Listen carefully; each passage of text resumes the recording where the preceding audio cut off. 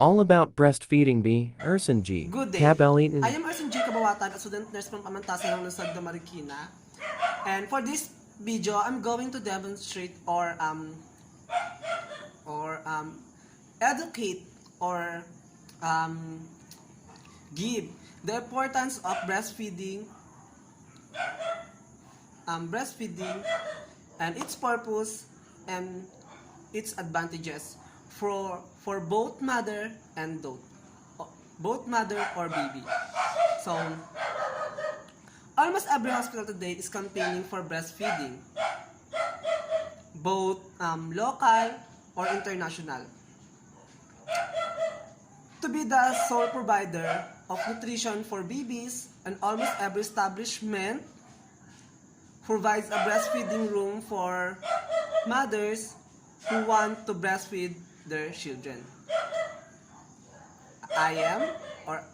As a healthcare providers, we should educate the mothers on why breastfeeding should be their priority and how it can be benefit both the mother and the baby. Now, let's go for breastfeeding and its physiology. Breast milk is agreed to be the most recommended milk for newborns because of its benefits to both the mother and the newborn, as I said a while ago. So, what is the physiology of breastfeeding? First, acinar cell or alveolar cells are responsible for the formation of breast milk. Progesterone, remember, progesterone levels fall after the placenta is delivered, leading to stimulation of prolactin. So prolactin stimulates the production of milk. Again, prolactin is the stimulate the production of milk. On the 4th month of pregnancy, the acinar cells start producing colostrums, which is full of nutrients for the newborn. So the colostrum is the color yellow, or the first thing you can see when the baby is out in the womb of the mother. So this color yellow or yellowish and full of nutrients rather. So colostrum production continues for the first 3 to 4 days after the birth. So let's go for the transitional breast milk replaces the colostrum on the 2nd to 4th days. True or mature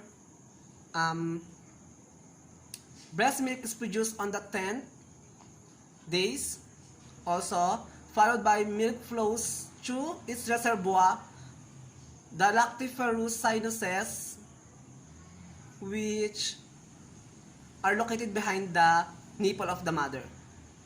So, let's go for the milk is the constantly forming milk.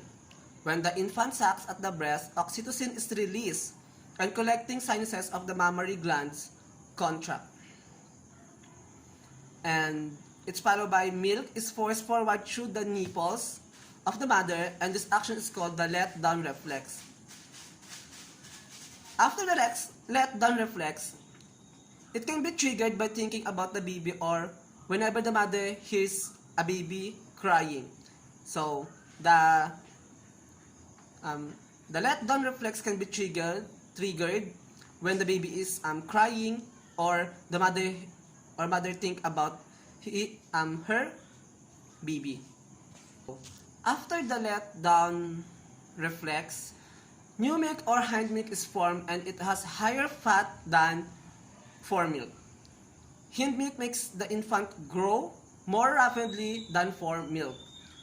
So for the last physiology of breastfeeding is the oxytocin also helps the contraction of the uterus so that the woman will feel a small tugging or cramping in the lower pelvis of the first few days of breastfeeding.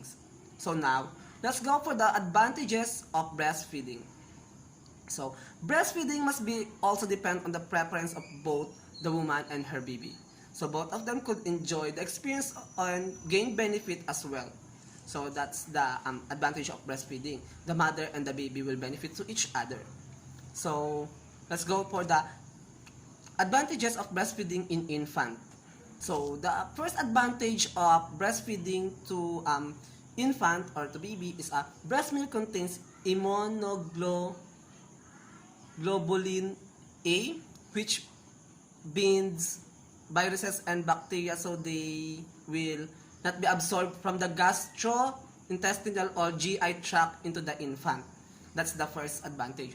Second advantage of breastfeeding, lactoferrin, which is from the breast milk, also interference with the growth of pathogens. That's the second. The third advantage of breastfeed in infant is to an enzyme from the breast milk. The lysosome destroys bacteria by lysing their cell membranes, as I remember. For the fourth, leukocytes in the breast milk provide protection against common respiratory infections. The fifth is the macrophages that produce interferons protects against common viruses. So the sixth is very important for me because Lactobacillus bifidus in breast milk prevents colonization of pathogen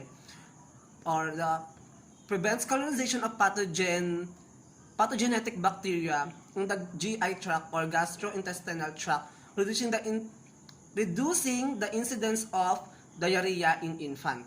That's the sixth and important of breastfeeding. So for the seventh, for me, breast milk contains the ideal composition of electrolytes and minerals for infant growth.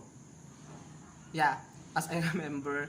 Then the eighth is rapid brain growth in the infant is achieved because breast milk is high in lactose, which provide ready glucose.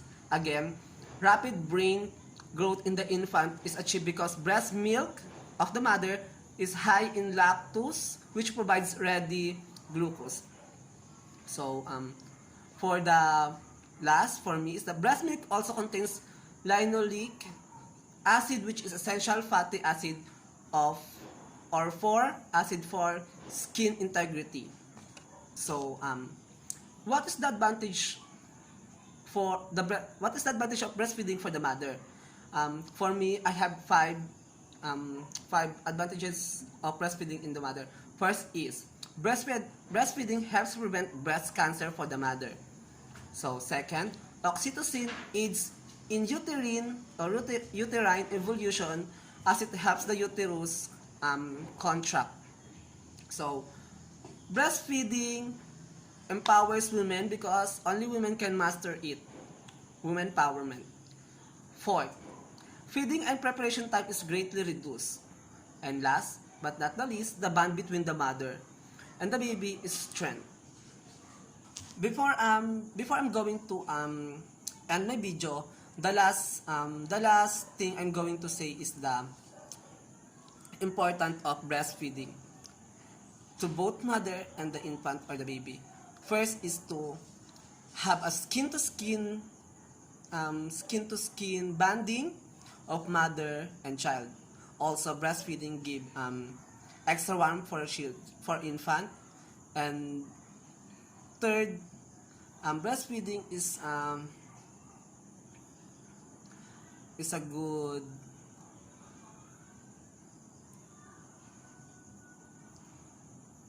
good bonding for mother to lessen the